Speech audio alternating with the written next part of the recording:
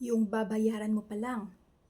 Pero, may bago ka na ulit na utang. Bestie!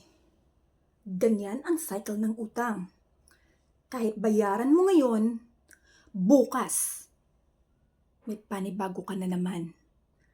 Kasi minsan, mas pinuuna natin ang gusto kaysa kailangan.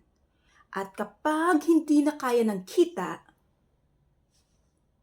utang ang takbuhan. Kaya bago ka umutang, tanungin mo muna ang sarili mo. Kailangan ko ba talaga?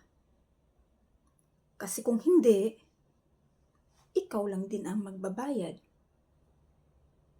Hindi lang ng pera, kundi pati ng kapayapaan ng isip mo.